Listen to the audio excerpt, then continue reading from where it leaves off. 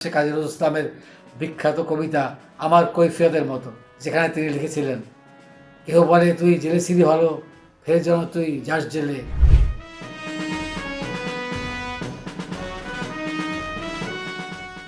প্রকৌশলী মাহমুদুর রহমান 2001 সালে বিএনপি ক্ষমতা আসার পর তদানীন্তন ব্যুরো বোর্ড, বর্তমানে বিডার নির্বাহী চেয়ারম্যান হন। পরে জ্বালানি প্রতিমন্ত্রী একে মোশাররফ হোসেন নাইকোর দেয়া গাড়ি ব্যবহারের কেলেঙ্কারিতে জড়িয়ে 2005 সালের জুনে মন্ত্রিত্ব হারালে মাহমুদুর রহমান উপমন্ত্রী মর্যাদায় বিদ্যুৎ, জ্বালানি ও খনিজ সম্পদ মন্ত্রণালয়ের দায়িত্বে থাকা তদানীন্তন প্রধানমন্ত্রী বেগম খালেদা জিয়ার উপদেষ্টা হন। 100 বছরের মতো ওই পদে ছিলেন মাহমুদুর রহমান। ওই আমলে বিএনপন্থী প্রকাশকদের সংগঠন অ্যাবেরও মূল নেতা ছিলেন মাহমুদুর রহমান। 2007 সালের 11 থেকে দৈনিক নয়াদিগন্তে কলাম লেখার মধ্য দিয়ে মাহমুদুর রহমানের লেখালেখিতে জড়ানো। তিনি 2008 সালে আমার দেশের তৎকালীন মালিক মোসাদ্দেক আলী ফালুর অনুরোধে এবং আমার দেশ পত্রিকার সাংবাদিকদের আগ্রহে পত্রিকাটির দায়িত্ব নেন। দায়িত্ব নিয়ে স্রোতের বিপরীতে তদানীন্তন মঈন মাসুদ ফখরুদ্দিন গঙের ভারতীয় এবং আওয়ামী কানেকশন এবং বিএনপি ধ্বংসের পরিকল্পনা উদ্ঘাটনকেই পত্রিকাটির অন্যতম সম্পাদকীয় নীতিতে পরিণত করেন। 2009 সালে শেখ হাসিনা ক্ষমতায় আসার পর প্রথম থেকেই তার সরকারের দুর্নীতি, বিচার বিভাগ দলীয়করণ, মানবাধিকার হরণ এবং অপশাসনের বিরুদ্ধে আমার দেশ সোচ্চার থেকেছে। কোনো বিপদে তোয়াক্কা করেননি মাহমুদুর রহমান। হাসিনা সরকার মাত্র 4 বছর তাকে আমার দেশ প্রকাশ করতে দিয়েছে। এবার 2010 সালে প্রায় 6 সপ্তাহের মতো আমার দেশ বন্ধ করে রেখেছিল সরকার। 13 সালে শাহবাগের গণজাগরণ মঞ্চের মাতামাতি নিয়ে সমস্ত দেশ যখন বিভোর, তখন আমার দেশ শাহবাগে ফেসিবাদের পদধ্বনি শিরোনামে লিড নিউজ করে রাজনীতিতে চাঞ্চল্য সৃষ্টি করে এবং গণতান্ত্রের বিরুদ্ধে তখন একটি জনমত গঠিত হয়। এর কিছুদিন পর ওই বছরের 11 এপ্রিল ছাপাখানা স্থায়ীভাবে বন্ধ এবং সিলগালা করে দেওয়া হয় এবং আমার দেশকে বন্ধ করে দেওয়া হয়। সে সময় বছর খানেকের জন্য মাহমুদুর রহমান জেলে যান। শেষাকার জীবন নিয়ে তিনি জেল থেকে জেলে বই লিখে বেশ পাঠকপ্রিয়তা পান। 2013 থেকে 16 এর একেবারে শেষ পর্যন্ত দ্বিতীয় দফায় জেল জীবন তাকে দীর্ঘ সময় রিমান্ডে কাটাতে হয়েছে। তিনি নির্যাতিত হয়েছেন নানাভাবে।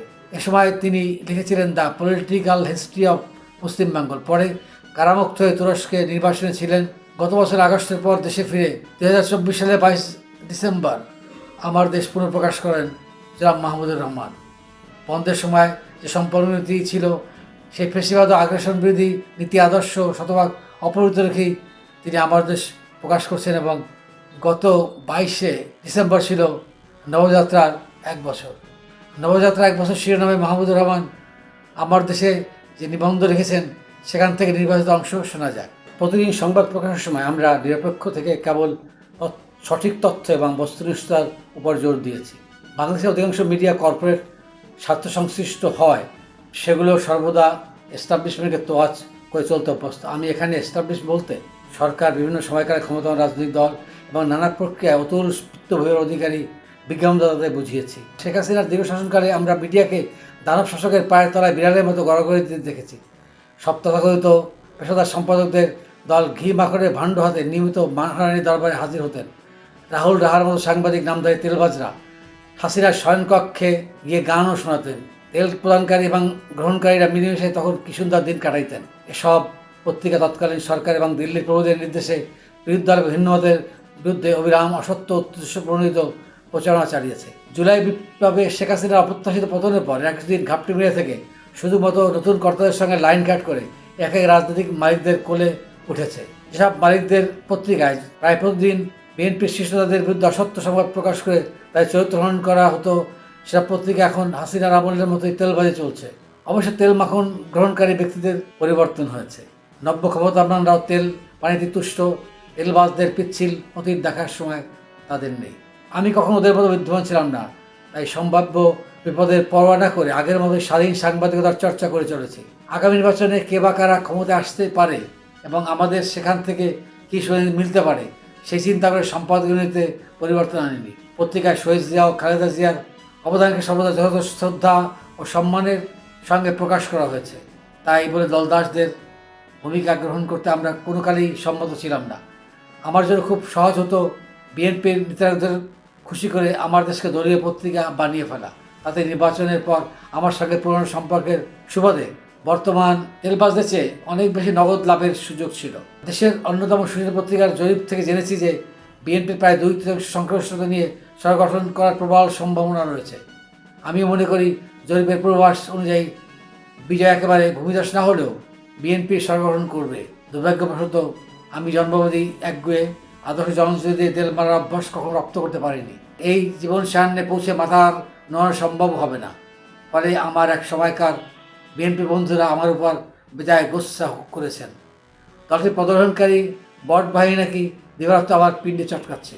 তবে সুবিধার কথা হলো আমি যেহেতু সোশ্যাল মিডিয়ায় কোনোদিন ছিলাম না, তাই ওইসব মহাসরাপ্রাপ্তদের নিন্দাবাক্য আমার কাছে পৌঁছায় না। ওসমান হাদিকে হত্যার পর আমিও ভারতীয় এবং ফ্যাসিস্ট আলোচনায় লক্ষ্যবস্তুতে থাকবো, সেটা স্বাভাবিক। আশা করছি আমার প্রতি বিএনপির নেতৃত্বের ঘৃণা একেবারে জানে মেরে ফেলার মতো পর্যায়ে পৌঁছায়নি। প্রসঙ্গক্রমে সম্প্রতি একটি ঘটনার কথা বলি। আমি প্রায় 2 দশক জাতীয়তাবাদী পেশাজীবীর নেতৃত্ব দিয়েছি। সেই সুবাদে সব পেশাজীবীর সঙ্গেই আমার যথেষ্ট ঘনিষ্ঠতা রয়েছে। দেশের একজন প্রখ্যাত পেশাজীবীর সঙ্গে এই কয়েকদিন আগে দেখা হলে তিনি বললেন, বিএনপির এক প্রবল প্রভাবশালী নেতা আমার কাছ থেকে তাকে দূরে থাকতে বন্ধুদের সব পরামর্শ দিয়েছেন। সংবাদটি শুনে আমি বেশ কৌতুক বোধ করেছি। বিএনপির উল্লেখিত নেতাটির উত্থান হয়েছে পেশাজীবী রাজনীতি করে। একসময় তার উপকার করতে গিয়ে দলে সেই ব্যক্তির প্রতিদ্বন্দ্বীদের কাছে আমি বেয়ার ভোজন হয়েছিলাম। এটাই বাঙালির আদি চরিত্র, যার গল্প শেরেবাংলা অনেক আগেই করে গেছেন। জানা গল্প আর পুনরাবৃত্তি করলাম না।